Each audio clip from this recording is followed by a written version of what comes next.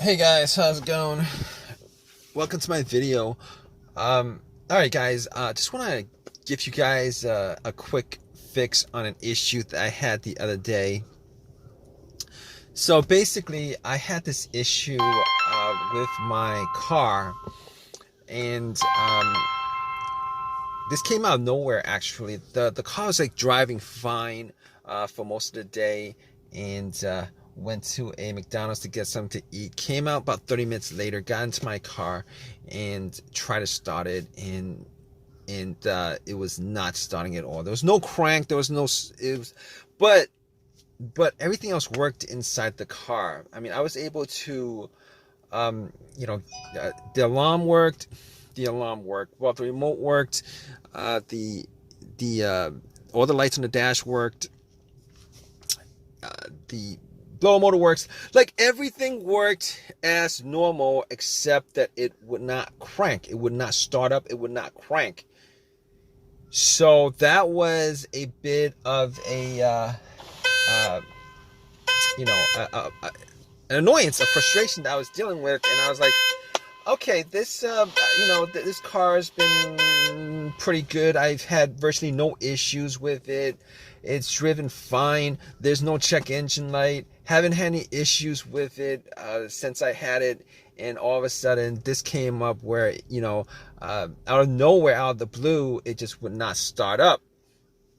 So, I was a bit annoyed by it, but I had to solve the issue. So what I did was I turned on my headlights and went out just to see how bright the headlights were, because I wanted to gauge how much charge was in the battery. Maybe the battery had, maybe I need to change the battery or something. But the headlights were like super, super, super bright. So at that point, I was like, maybe it's not the battery, because I mean, for headlights to be that bright, there should be enough charge in the battery for me to do a slow crank. I should be hearing like some kind of crank, some kind of slow crank, but did not get any of that. So that had me scratching my head. I went back into my car, and pretty much what I did was, I was thinking that it could possibly be the brake switch. So what I did was, I have this little. It's called a brake lock, where it locks the brake, but it's like for security reason. But I used that to push the brakes, and then went out to see whether the brake lights were working, and the brake lights were working just fine.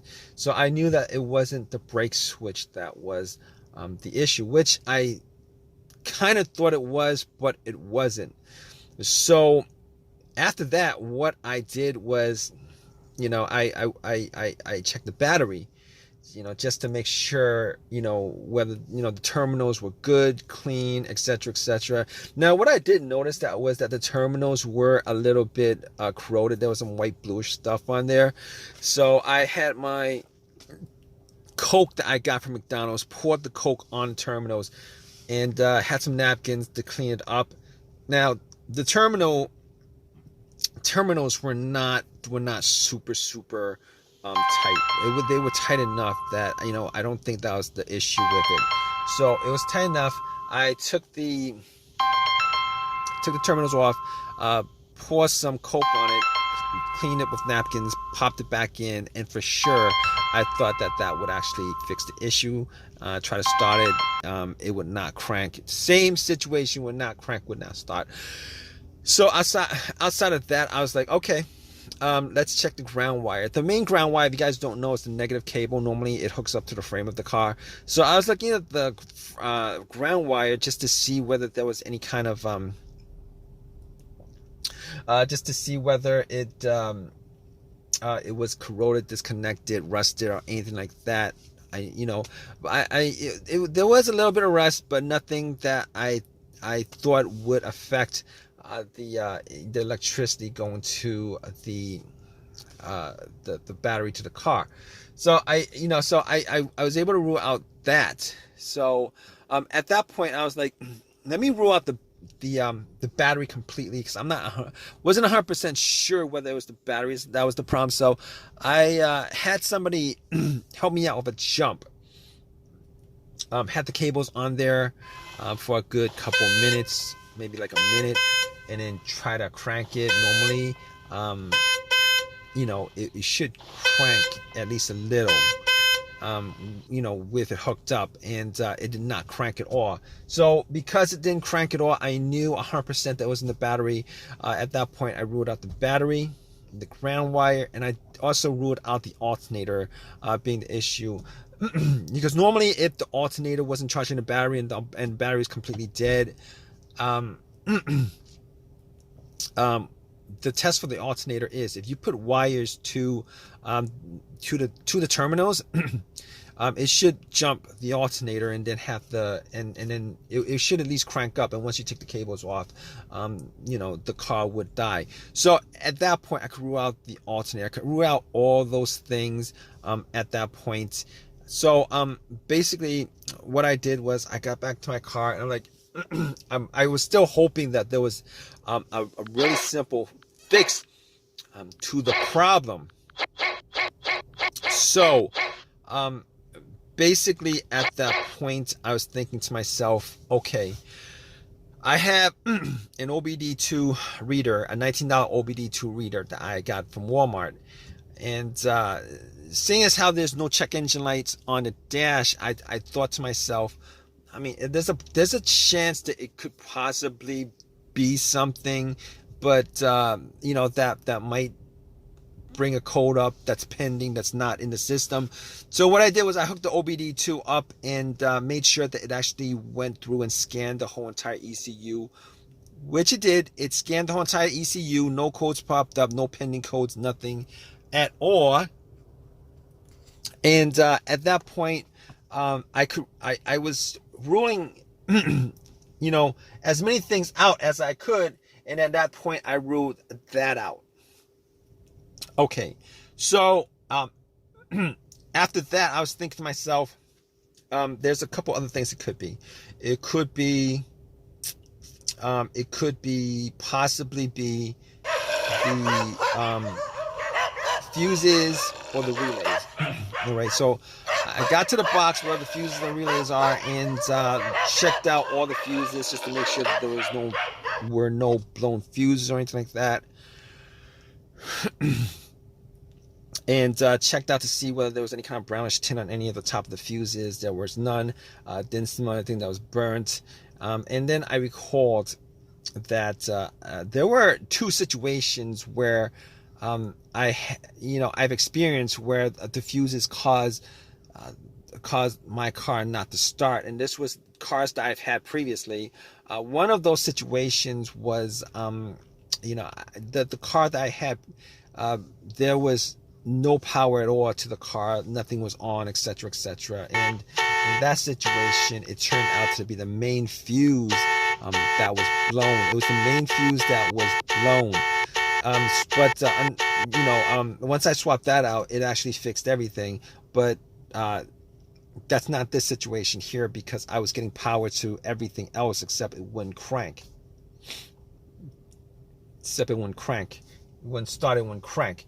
So that wasn't the situation. The other situation where where there was a fuse issue that caused no start was the car would crank but it wouldn't turn over.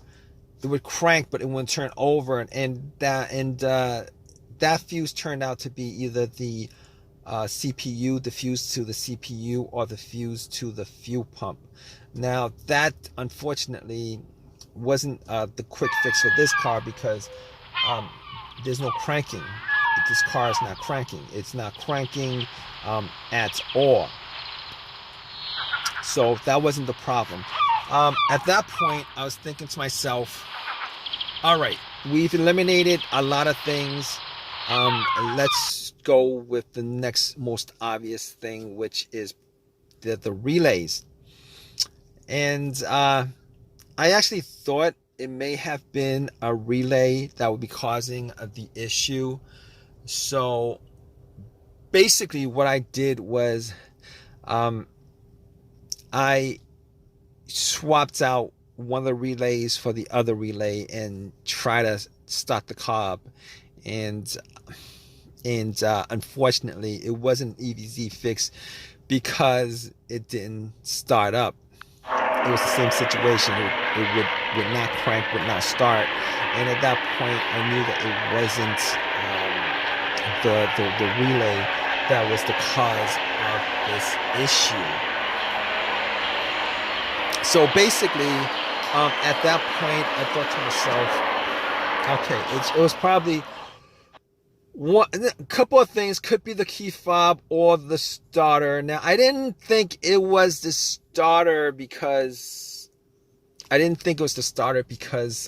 the starter changed up about a year and a half ago. Kind of pretty much had the same, all the same symptoms that I had with this situation, but seeing as how the starter was a year and a half ago that was changed out, and probably put in maybe like 15,000 miles on the car. It wasn't the first thing that popped up, and it wasn't the second thing that popped up. It was, so I pretty much eliminated to the starter, had the car towed back to my house, and once I got there, I redid all the I pretty much redid all the went through everything, the fuses, the relays again, double checked the battery, charged it up overnight, etc., etc. None of that was the issue. So at that point, I thought it was, it was probably the starter. So I got to the starter and did a direct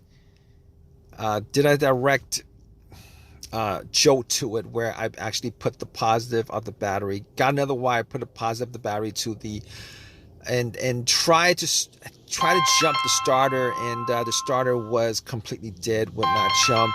At that point, I knew like 99% was the starter. Took it out, went to AutoZone, had them tested it, and it was definitely the starter that was the problem. And because the starter was warranted had a lifetime warranty on it, got another free starter, popped it in, and it worked. And it's been working ever since. So if you guys are stuck in this situation where you guys are looking for a fix for it, there's a good chance that probably one of the things that I went through in this video could possibly fix your situation. Hopefully it's not the starter where you're stranded until you get the starter changed up. Anyway, if this has helped you guys in any way, please leave give me a positive feedback. Please subscribe. Please comment if you guys have any comment on this video. All right, guys, take care.